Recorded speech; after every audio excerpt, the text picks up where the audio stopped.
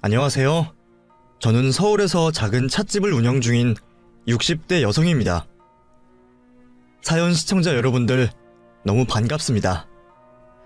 사실 저도 이곳에서 매일 사연을 듣는 열혈 애청자인데요. 여태껏 듣기만 하던 제가 오늘 이렇게 사연을 보내게 된 것이 감개무량하네요.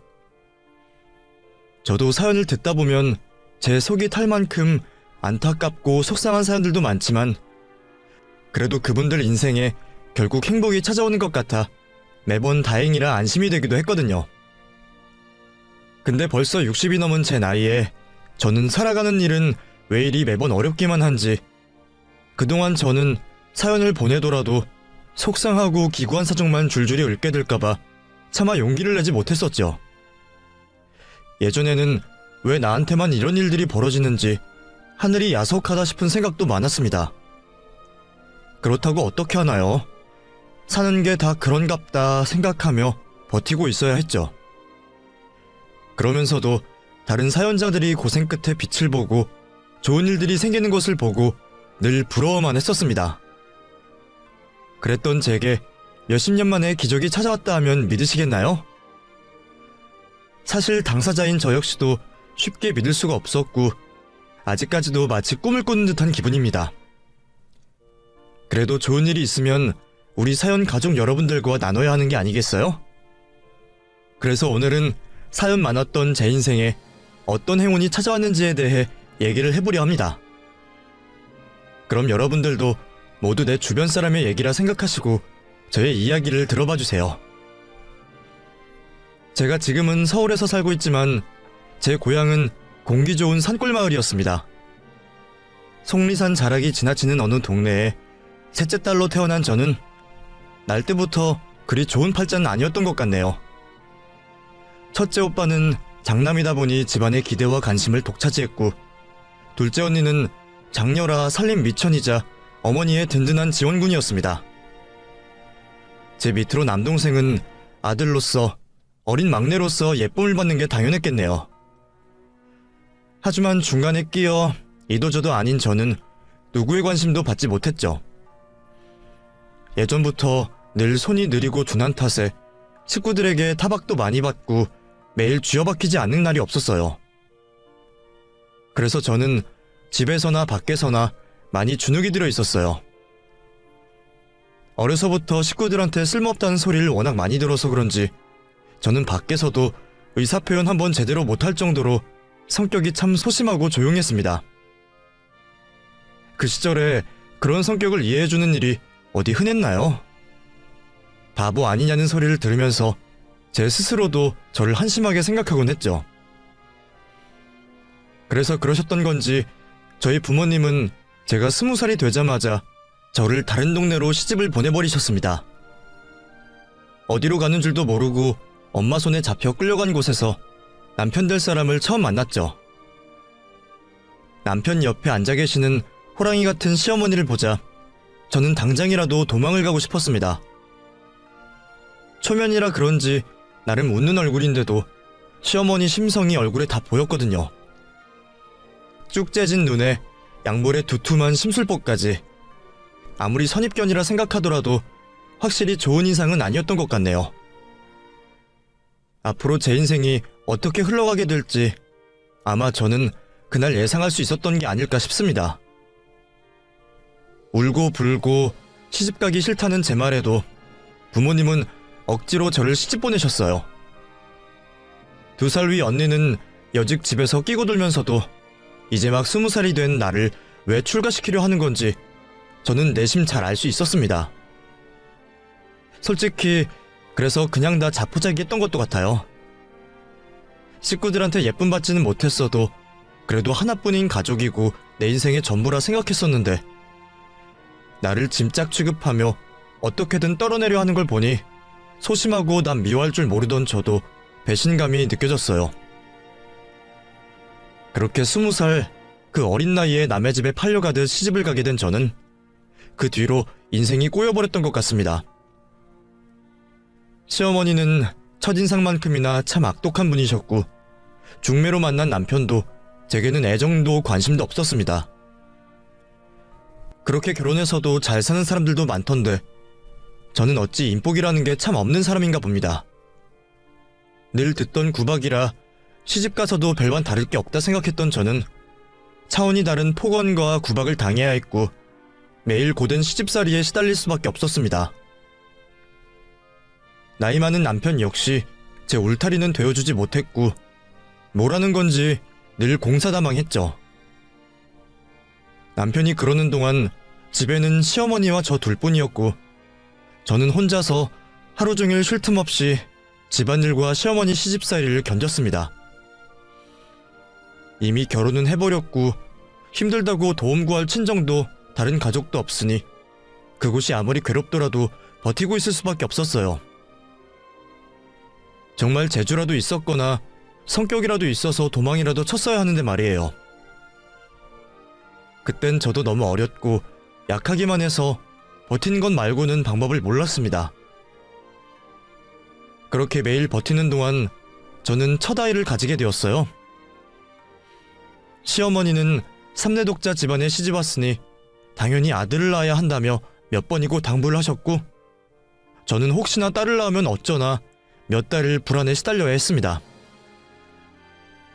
천만다행으로 아들이 태어났고 떡두꺼비 같은 장손이라며 좋아하시는 시어머니와 남편을 보며 나도 이제 식구로 인정을 받으려나 기대를 품었죠. 하지만 그것도 저의 헛된 꿈일 뿐이었습니다. 아들도 생겼으니 이제는 나돌지 않고 집에 붙어있을 거라 생각했던 남편은 여전히 집을 등지고 살았고 제가 출산을 한 뒤에는 오히려 그게 더 심해졌어요. 출산 직후 늘어진 제 배를 보며 짜증을 팍 내더라고요. 아마 집에 있는 아내는 자기 집 종이라 생각하고 밖에서 다른 예쁜 여자를 만나고 다녔던 모양입니다. 시어머니는 남편의 방황에도 늘 당연하게만 생각하셨고 다 알면서도 참고만 있던 저는 결국 뒤통수를 맞고 말았네요. 우리 아들이 겨우 3살 되던 해에 남편은 밖에서 여자를 데려왔습니다. 기고만장한 꼬라지로 나를 깔보는 그 여자 앞에서 저는 바보같이 주눅이 들고 말았어요. 내가 바보 같은 것을 누구를 탓할 수 있겠냐마는 참 인간들이 해도 너무한다 싶더라고요. 당당하게 이혼을 요구하는 그 사람들 앞에서 저는 다 필요 없으니 아들만 데려가겠다 말했습니다. 그랬더니 시어머니는 저더러 남의 집 장손한테 손대지 말라며 그 길로 저를 쫓아내시더라고요. 내 속으로 10달 품고 내가 힘들어 낳은 내 새끼더러 남의 집 장손이랍니다. 그렇다고 제가 새끼 포기하고 어떻게 살겠어요? 매일 시댁 문 앞에 죽치고 앉아서 내 새끼 내놓으라 울부짖었습니다. 그랬더니 사람들까지 불러서 저를 쫓아내대요. 다시 찾아오면 평생 애 얼굴도 못 볼 생각하라는 말에 겁이 나서 저도 그 짓을 멈췄죠. 그렇게 쫓겨난 저는 떨어진 곳에 새빵을 얻어 지내며 아들 얼굴만이라도 한번 보려 사정했습니다. 동훈이 아빠, 제발 아이 얼굴만이라도 좀 보여주세요. 내 새끼 내가 못 만나는 게 말이나 돼요? 당신이 이렇게 하는 게 애한테도 안 좋을 거라는 생각은 안 해봤어? 집에 엄마가 있는데 밖에도 엄마가 있다 그러면 애가 혼란스럽지 않겠냐고.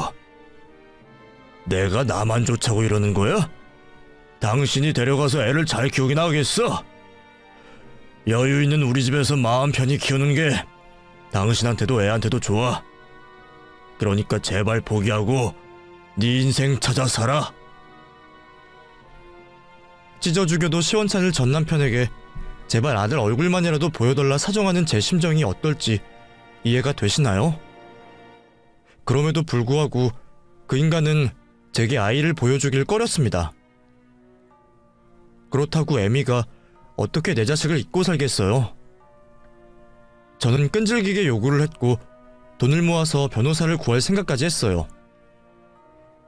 근데 그것도 참 쉽지 않더라고요. 법은 너무 멀리 있었고 한 푼 없이 쫓겨난 저는 당장 월세 낼 돈도 없었으니까요. 그래도 근처에서 살다 보면 언젠가 기회가 있을 거라 생각하며 살았습니다. 애가 걷기 시작하면 외출도 할 것이고 기웃대다가 그림자라도 보겠지 생각했죠. 그런데 어느 날 또다시 찾아간 제게 전 남편은 차마 믿기 어려운 얘기를 전했습니다. 당신 이제 동훈이 찾지 마. 동훈이 죽었어. 아무리 그렇다고 어떻게 애가 죽었다는 거짓말을 해요? 거짓말 아니야. 정말이야. 믿기 어려우면 납골당 가서 보고 오던가. 처음에는 당연히 거짓말이라 생각했죠. 내가 귀찮아서 별소리를 다 한구나 싶어서 기도 안 찼어요. 그런데 전 남편이 집으로 들고 온 종이 한 장에 저는 주저앉을 수밖에 없었습니다. 그건 내 자식의 사망진단서였어요. 그걸 보고도 쉽게 믿을 수 없던 저는 전 남편이 알려준 납골당을 찾았습니다. 유골함에 새겨있는 아이의 이름 석재를 보게 된 저는 오열하다가 졸도하기까지 했습니다. 겨우 정신을 차리고 전 남편을 다시 찾아간 저는 아이의 죽음에 대해 들을 수 있었어요. 며칠 고열을 앓다 죽고 말았다 했죠. 그래도 시어머니가 장소는 끔찍이 생각해서 별탈 없을 줄 알았는데 그런 일이 벌어지다니 믿을 수가 없었습니다. 저는 당연히 전 남편과 그 여자에게 달려들어 난리를 떨었어요. 벌레 하나 못 죽이는 줄 알았던 저도 자식 일 앞에서는 정신이 나가버리더라고요. 결국 저는 폭행으로 고소를 당해 구치소에 잡혀 들어갔고 다음날 고소를 취하할 테니 동네를 떠나라는 전 남편 얘기를 듣고 겨우 풀려날 수 있었습니다. 그걸 고맙다 해야 하는지 모르겠지만 전혀 고맙지가 않았네요. 차라리 감옥 들어가 세상이랑 연이라도 끊고 싶었는데 그것마저 도와주질 않네요. 하지만 전 남편 말처럼 그 동네는 떠나야 했습니다. 이미 그 작은 동네에 미친 여자로 소문이 파다하게 나서 집주인과 일자리를 줬던 사장님까지 저를 내쫓아버리셨거든요. 결국 아무데도 갈 곳 없던 저는 진보다리 하나 들고 정처 없이 길을 걸었습니다. 이미 자식까지 죽어버렸는데 제가 살아갈 이유가 뭐가 있겠냐 싶어 넋을 놓고 살았던 것 같아요. 산길을 걸어 올라가기도 하고 빈집에서 잠을 청하며 정처 없이 떠돌아다녔죠. 죽고 싶다 생각했는데도 사람 목숨이 참 즐기더라고요. 그렇게 모든 걸 포기했던 저는 제 삶을 붙들어주는 한 사람을 만나게 되었습니다. 참 착한 사람이었어요. 일면식도 없는 저를 돕겠다고 물심양면으로 나서는 모습을 보면서 저는 참 복잡한 감정을 느꼈습니다. 내 가족도 내 남편도 챙겨주지 않았던 나였는데 이런 사람도 있구나 싶어서 말이에요. 그런 관심을 받고도 인생을 포기해버린다면 저도 도리가 아니죠. 그래서 저도 마지못해 살아가게 되었습니다. 정붙일 곳 하나 없던 제가 그 사람에게 기대며 삶의 희망을 틔워보게 되었네요. 고아로 자라 나보다도 가여웠던 그 사람과 저는 평생을 함께하기로 약속을 하며 둘이 서로 보듬고 사랑하며 살아가기로 약속했습니다. 부모 손에 억지로 한 결혼이 아니라 죽지 못해 버텼던 결혼 생활이 아니라 오로지 제가 선택한 사람이었어요. 반지하 새방의 열악한 환경이었지만 우리는 참 행복했습니다. 행복이라는 것이 가진 것이 많아 오는 게 아니구나 하는 걸 그때 알게 되었네요. 내 마음 편하게 해주고 기대고 정줄 사람이 있다는 게 제게는 천국이나 다름없었습니다. 남편은 제게 참 잘해주었어요. 자기도 부모 잃고 힘들게 살아왔으면서 자식 잃은 제 처지를 누구보다 안타까워했어요. 나를 행복하게 해줄 수 있다면 뭐든지 하겠다고 말하는 그 사람을 더 행복하게 해주고 싶었던 저는 남편을 위해 아이를 낳기로 결정했습니다. 사실 제게는 어려운 일이었어요. 먼저 자식 보낸 어미가 어찌 자식을 잊을 수가 있겠나요? 남편은 그런 저 때문에 둘이서만 살아도 된다 해주었지만 저는 남편에게 더 큰 기쁨을 주고 싶었습니다. 결국 저는 먼저 보낸 자식은 기억에 묻어두고 새 가정에 충실하기로 마음을 먹었고, 사랑하는 남편과의 사이에서 2살 터울의 딸 하나, 아들 하나를 낳고 새 출발을 시작했습니다. 너무 일찍이 결혼하고 이혼을 한 탓에 재혼을 했어도 제 나이는 보통 엄마들과 다르지 않았습니다. 그래서 주변에서는 제가 재혼인 줄도 모르고 저도 별말 없이 살아갔죠. 물론 자식들 키우면서 내 손으로 못다 키운 동훈이 생각이 매일 났지만 지금 기르는 자식들 위해 애써 잊으려 노력했습니다. 그래도 어쩔 수 없이 보상 심리 같은 게 있더라고요.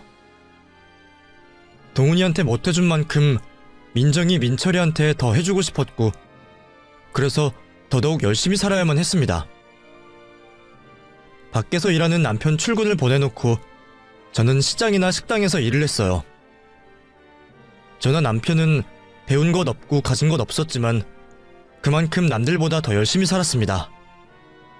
그렇게 해야 내 자식들에게 해줄 수 있는 게 하나라도 더 생기니까요. 그래서 없는 형편에 무리해서 서울 근교까지 이사도 갔고 애들 좋은 환경에서 키우려고 무척 애를 썼죠. 물론 그만큼 드는 돈은 많았지만 그건 우리가 좀 더 고생하면 될 일이었습니다. 사실 저는 내 몸 힘든 건 상관없이 참 열심히 살아왔습니다. 굳은 일 하면서 모욕도 당하고 별소리 다 듣고 살았지만 제발 내 자식들만큼은 구김없이 크기를 바라며 해달라는 것 있으면 최대한 해주려 그렇게 키웠어요. 애들이야 그런 부모 마음을 다 아는진 모르겠지만 부모 입장에서는 늘 못해줘서 아쉬움이 더 클 뿐이었죠. 열심히 벌어서 애들한테 드린다 하더라도 우리가 넉넉한 집안도 아니고 갖고 싶다는 걸 다 해주진 못했으니까요. 부족한 것 없이 해준다고 생각하는데도 철 따라 유행이 얼마나 빠른 건지 애들이 반 애들 다 하나씩 가지고 있다며 이거저거 해달라는 소리를 들을 때면 또 때를 쓴다 화가 나기보다 그 돈 벌려면 부업이라도 더 구해야 하는 건가 걱정이 먼저 들었습니다. 엄마, 나 신발 사줘. 신발? 몇 달 전에 새 신 샀잖아. 신발이 그새 달았어? 아니, 요즘 유행하는 거 있단 말이야. 그거 사줘. 그건 얼만데? 한 10만 원 안 할걸? 돈 주면 내가 알아서 살게. 돈만 줘. 10만 원?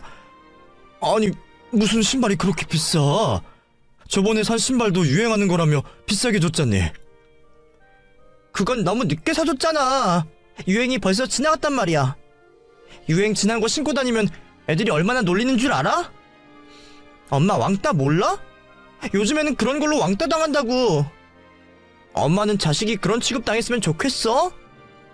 그러니까 제발 하나만 사줘.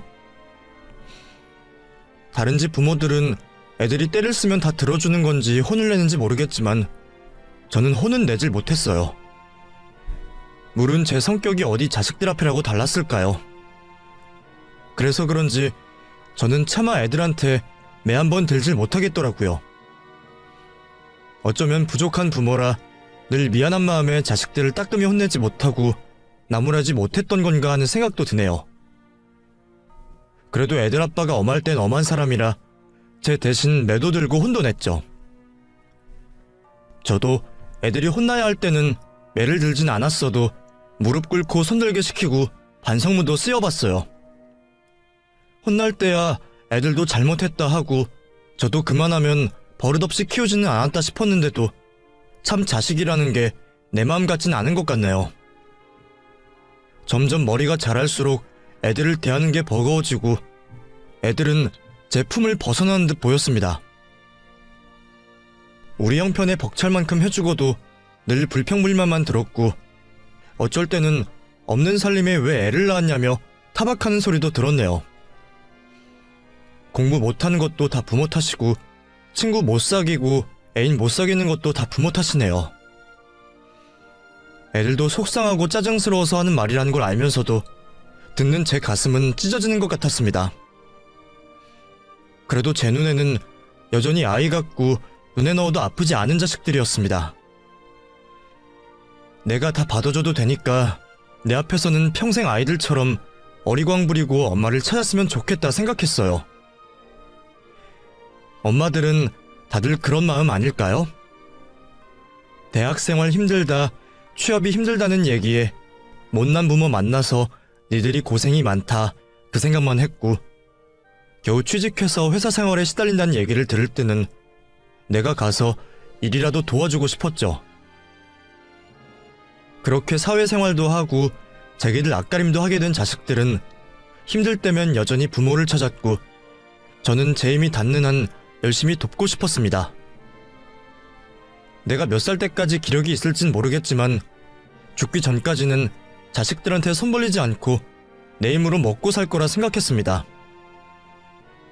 근데 나이 먹어가는 건 참 서러운 일이었어요. 기력은 점점 떨어지고 일을 하다 보면 여기저기 아픈 곳이 많았죠.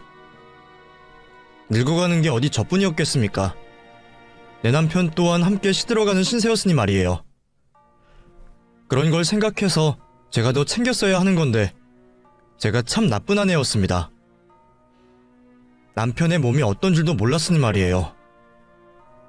조만간 큰애 상견례 날짜를 잡자며 사위 될 사람이 얼마나 괜찮은지 두고 보겠다며 웃던 사람이었어요. 그런데 그 사람이 애들 결혼식도 못 보고 가버릴 줄은 정말 몰랐죠. 그런 남편을 먼저 보낼 수 없던 저는 가슴이 찢어지는 듯 아팠습니다.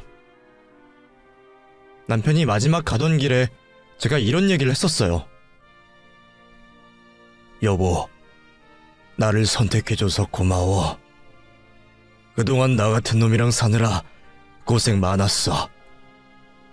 애들 다 키워놓고 이제서야 당신이랑 여유있게 지내려나 했더니 불쌍한 당신 혼자 두고 가서 어째? 여보, 외로웠던 내 인생에 당신 만난 건 정말 큰 행운이었어. 당신 덕분에 내 반평생이 무척이나 행복했어. 당신이나 나나 그동안 참 열심히 살았지. 애들 키우느라 희생한 것도 많았고 늘 나랑 애들만 챙기던 당신이었던 거 잘 알아. 그러니까 당신도 이제는 당신만 생각해. 자식들 다 키워놨으니 걱정 말고 나 없어도 스스로 잘 챙기라고. 그래야 나도 편히 눈을 감을 것 같아. 남편의 마지막 부탁은 자신도 자식들도 아닌 바로 저였습니다. 남겨진 두 자식보다 제가 걱정이 크다는 남편은 정말 끝까지 제 걱정만 하다 갔어요. 저도 평생 내 편이었던 남편을 보낸 뒤로는 도저히 다시 일어날 자신이 생기지 않았습니다. 그럴 때 애들이라도 옆에 있어줬으면 참 좋았을 텐데 말이에요. 그런데 다 큰 자식들은 다들 지 앞가림하기 바쁘더라고요. 섭섭해하면 안 된다는 걸 알면서도 혼자 찬물에 밥 말아먹고 있을 때면 부쩍 남편 생각이 들어 울적해졌습니다. 우리 남편이 그걸 봤으면 이제 애들 챙기지 말고 스스로 알아서 챙기라 했을 텐데 이제는 나한테 그런 말 해주는 사람도 없네요. 애들도 아빠 죽고 많이 힘들 테니 다 같이 모여 위로하고 위안받으면 좋을 텐데 애들은 다 만나고 있는 짝이 있어서 그런지 제가 필요 없었던 모양이에요. 야속한 자식들은 어미가 어찌 사는지 관심도 없고 늘 자기들도 힘들다 바쁘다는 얘기뿐이었습니다. 그리고 금세 시집장가들을 가버렸네요. 사실 큰애는 남편이 죽기 직전에 결혼 얘기가 오가던 중이라 이해는 합니다. 그래도 하나뿐인 엄마를 불쌍하게 생각하면 좀 미룰 수도 있지 않았나 생각했는데 섭섭해하는 기색을 숨기며 말하는 제게 딸애가 그러더라고요. 엄마가 이런다고 죽은 아빠가 살아 돌아와? 산 사람은 살아야지. 이럴수록 엄마만 더 힘들어. 암튼 나 올해 안에 시집가야 하니까 돈 좀 도와줘. 알겠지? 섭섭해서 한숨이 깊게 나왔지만 딸의 말도 맞는 말이었죠. 나무라는 애들 말을 듣다 보니 내가 너무 미련이 많은 사람인가 보다 하며 자식들 앞에서는 더 이상 힘든 내색도 못했네요. 사실 힘들 새도 없었어요. 남편도 없는 마당에 나 혼자서 애들 시집장가를 어떻게 보내나 그 걱정도 많이 들어서 말이에요. 남편 없다고 무실당하진 않을지 싶기도 하고 돈 때문에 괜히 가족들 기죽게 하진 않을지 걱정이 제일 컸죠. 결혼해서 나가면 이제 더 해줄 것도 없을 텐데 마지막 기회에 애들한테 해줄 만큼 해주자 싶더라고요. 안 그래도 아들은 남자인 지가 집은 해가야 한다며 닭다리였고 딸에는 아들 딸 차별 하나 난리를 부려 똑같이 해줄 수밖에 없었죠. 물론 여유는 없었지만 있던 것 다 털고 남편이랑 내 식구 살던 집 팔면 넉넉하진 않아도 부족하지 않게 해줄 수 있겠다 싶었어요. 어차피 나 혼자 남은 인생 재산 쥐고 있어봤자 뭘 하겠나 싶었던 저는 살던 집을 팔고 작은 집으로 이사를 가면서 있던 재산 다 털어서 결혼하는 자식들에게 공평하게 나눠주었습니다. 그마저도 그 돈으로는 빠듯하다며 툴툴거리는 자식들이었지만 저도 그게 최선이었어요. 그래도 내가 그렇게까지 해줬으면 자식들도 엄마 마음을 이해해줄 줄 알았습니다. 아무리 엄마의 사랑이 대단한 거라 하지만 저도 사람인데 어떻게 주기만 하고 살겠어요. 노후 준비 안 되어 있고 남은 돈 하나도 없는 걸 알면 못해도 가끔은 불쌍한 어미를 챙길 줄 알았죠. 하지만 각자 가정을 꾸린 자식들은 지 가정이 생겨 그런지 나이든 엄마를 잊어버렸습니다. 민철아, 추석이 올 거지? 새아가는 잘 지내니? 바쁜 건 안다만 네 누나도 너도 통 연락이 없네. 바빴어요. 아시잖아요. 아무리 바쁘더라도 몸은 잘 챙겨라. 가끔 엄마도 좀 찾아오고, 응? 중소기업 다니는 저희 시세 먹고 살려면 바쁘게 살아야죠. 그런 여력이 어딨어요. 이번 추석에도 못 갈 것 같아요. 너무 피곤해서 좀 쉬려고요. 그래? 그래, 바쁘다면 어쩔 수 없지. 하긴 집도 좁아서 니들 와도 뭘 못하겠네. 그래, 엄마가 바쁜데 괜히 귀찮게 굴었구나. 미안하다. 쉬어라. 민정아, 잘 지내니? 너도 많이 바쁘지? 혹시 이번 추석이 어쩔 건지 궁금해서 말이야. 민철이는 바빠서 어려운가 본데 너희는 어떠니? 민철이 못 온대? 잘 됐네. 엄마, 우리 그냥 다음에 보자. 사실 나 이번에 시부모님 모시고 여행 다녀올까 싶어서.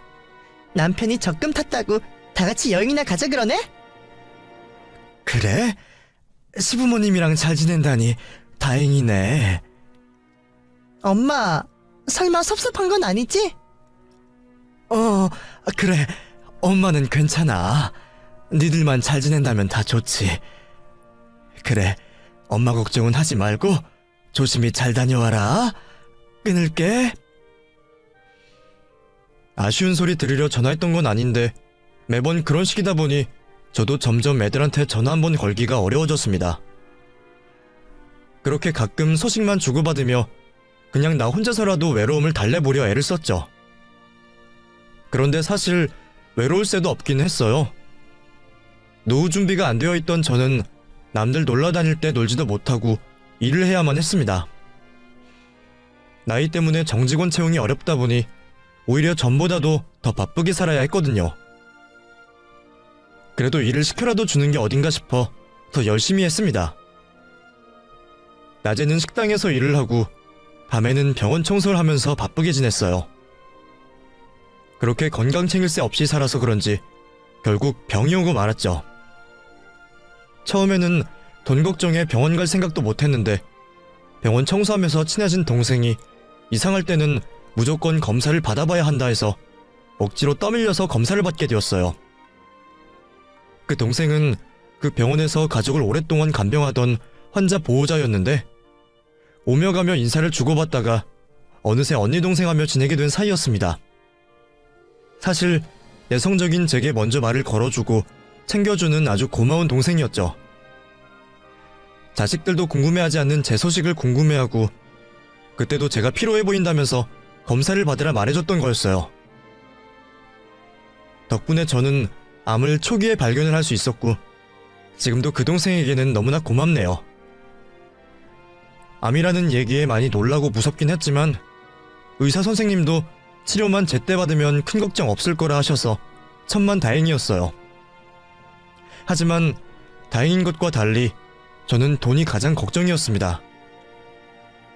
지금껏 애들한테 다 내주고 힘들게 지내다 보니 매달 나가는 보험비가 아까워서 보험을 해지해버렸거든요. 솔직히 나는 건강 빼면 시체다 싶어서 설마 아플 거라는 생각은 못했는데 결국 제 생각이 짧았네요. 수술비는 지원금이 나온다니 다행이었는데 수술비보다는 항암하고 입원 치료비가 걱정이었어요. 게다가 치료를 시작하면 일을 하지 못하게 되니 당장 생활비도 걱정이었네요. 혼자 돈을 어찌해야 할지 걱정하던 저는 결국 자식들에게 연락을 했습니다.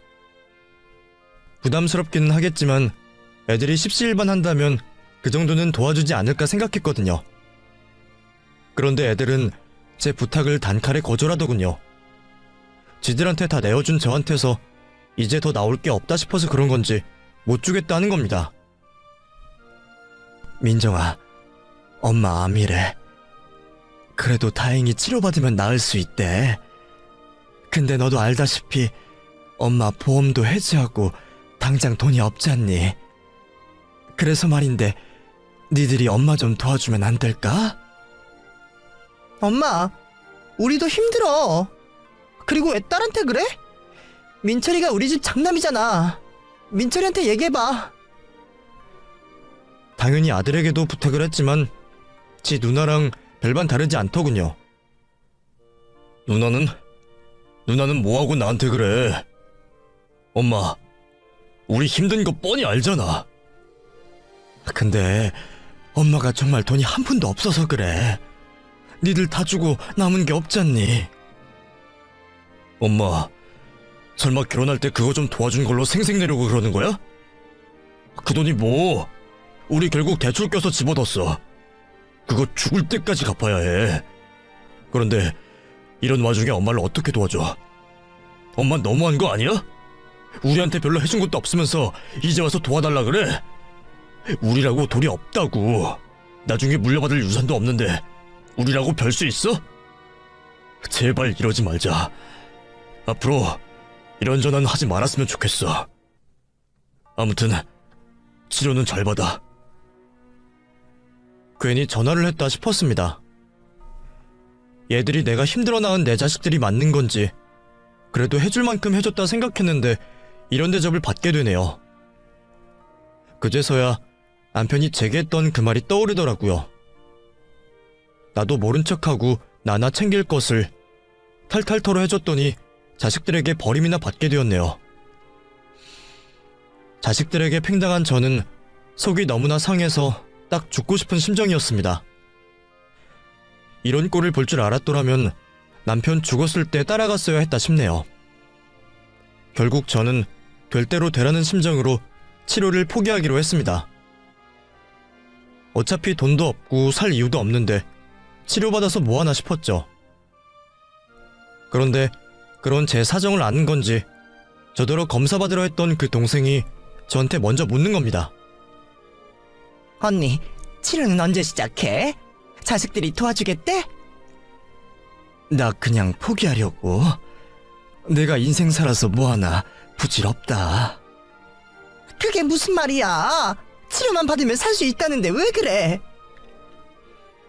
내 사정을 물어주는 유일한 사람 앞이라 그런지 저도 모르게 그 동생에게 하소연을 시작하게 되었네요. 그렇게 저는 그 동생에게 지나온 제 인생 얘기를 늘어놓았습니다. 자식들에게 다 해주고도 남보다 못한 취급받은 제 신세와 남편 만나기 전에 결혼 잘못해서 별꼴 다 보고 자식까지 잃은 기구한 사연까지 다 얘기했죠. 사실 그동안 살면서도 평생 남들에게 해보지 못한 말이었는데 어떻게 그 동생 앞에서는 술술 나왔는지 모르겠어요. 눈물을 훔쳐가며 제 얘기를 듣는 그 동생에게 혼자 간직했던 일찍 떠나보낸 제 아들 사진을 보여주었습니다. 그런데 그걸 본 그 동생이 갑자기 모르는 얘기를 하는 거예요. 어머, 언니가 춘원이 엄마였어? 그게 무슨 말이야? 춘원이라니. 우리 아들 이름은 동훈이야. 언니, 나 이 사진 주인공 알아?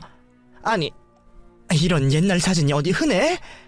그러고 보니 두 사람 닮은 것도 같고, 분명 이름은 다르지만 내가 아는 그 사람이 맞는 것 같아. 준원이라는 사람이 누구인지 모르겠지만 그 동생은 확신을 가지며 저를 그 사람에게 데려갔습니다.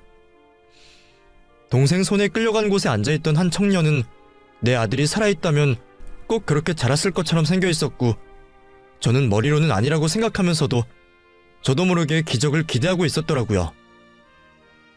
그런데 그 준원이라는 청년이 제게 자신의 사연을 들려준 순간 저는 그 자리에 앉아 오열할 수밖에 없었습니다.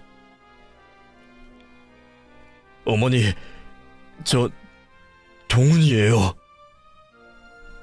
준원이라던 그 사람은 원래 이름이 동훈이었어요. 준원이라는 그 이름은 자기가 성인이 되어 개명한 이름이었더군요. 우리 아들과 똑같은 생년월일과 전남편의 이름 석자까지 분명 제 아들이 맞아 보였습니다. 하지만 죽은 걸 제 눈으로 봤던 탓에 쉽게 받아들이기 어려웠죠. 그런데 기가 막힌 것이 알고 보니 그게 다 전남편의 계략이었던 모양이에요. 제가 동훈이가 죽었다고 생각한 것처럼 동훈이는 제가 죽은 줄만 알고 살았답니다. 아버지는 어머니가 일찍 돌아가시고 재혼을 하셨다고 하셨어요. 그래서 저는 어려서부터 새어머니와 동생의 눈치를 보며 살아야 했죠. 물론 할머니와 아버지가 살아계실 때까지는 괴롭힘도 없었고 별 문제 없었지만 그 뒤로는 정말 힘들었어요. 동훈이는 담담한 표정으로 자신의 고생담을 얘기했습니다. 그래도 다행히 할머니와 아버지 있을 때까지는 장손 대우 받으며 부족함 없이 자랐다 하더군요.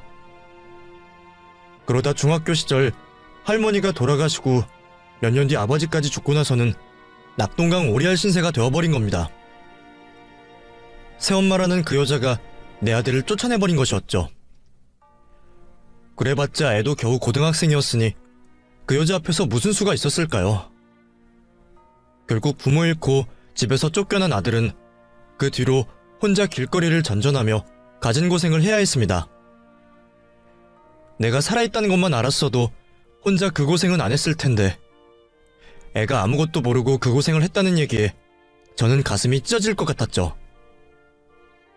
그래도 다행히 좋으신 분들 만나서 거처도 구하고 일자리 얻어서 다행이었다는데, 짧은 시간 너무 할 말이 많아서 다 듣진 못했지만 아이가 일찍부터 온갖 고생하며 혼자 세상을 견뎠다는 건 잘 알겠더라고요. 그래도 다행히 고생 끝에 낙이 있었습니다. 어려서부터 경험한 게 많았던 덕분에 일찍이 자기 일을 시작해서 사업으로 자수성가할 수 있었다네요. 그래서 지금은 40도 안 된 나이에 성공하여 가진 것도 많고 혼자 쓰기에는 분에 넘쳐 여기저기 기부도 많이 한다 하더라고요.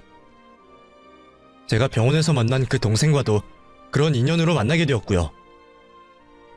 제 아들에게 도움받은 적이 있던 그 동생은 제 아들의 안타까운 사연을 알고 있었고 어릴 적 사진도 본 적이 있었답니다. 그래서 제가 보여준 사진을 보고 단박에 알아봤던 거였어요. 그 동생한테 참 여러 번 은혜를 입었네요. 그 동생 덕에 암도 일찍 발견했고 죽은 줄만 알았던 아들을 몇십 년 만에 되찾을 수 있었잖아요.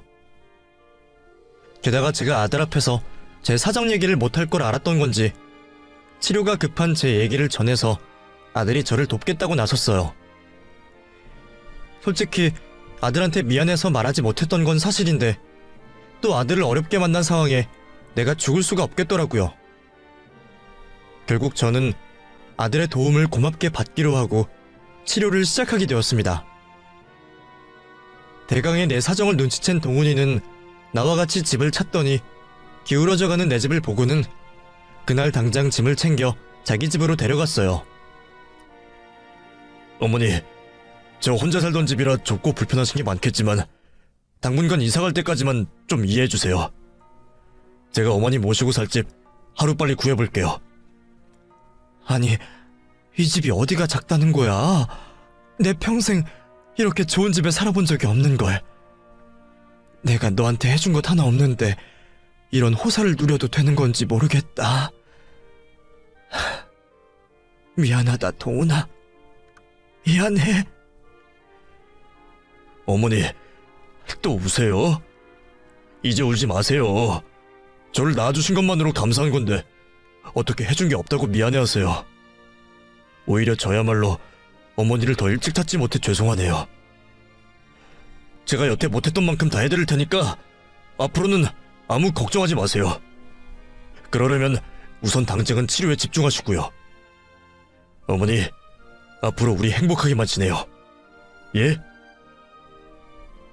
자식 앞에서 눈물 보이면 안 되는 걸 알면서도 미안하고 죄스러운 마음에 하염없이 눈물이 흘러내렸습니다. 동훈이는 못난 애미라도 좋은 건지 치료 무사히 잘 받고 100살까지 오래오래 살으라며 제게 지극정성을 다했어요. 덕분에 저는 1년간 항암 치료를 받으면서 힘든 줄도 몰랐습니다. 아들 덕분에 치료도 무사히 잘 끝냈고 앞으로는 정말 동훈이와 행복한 일만 남았다 싶었어요.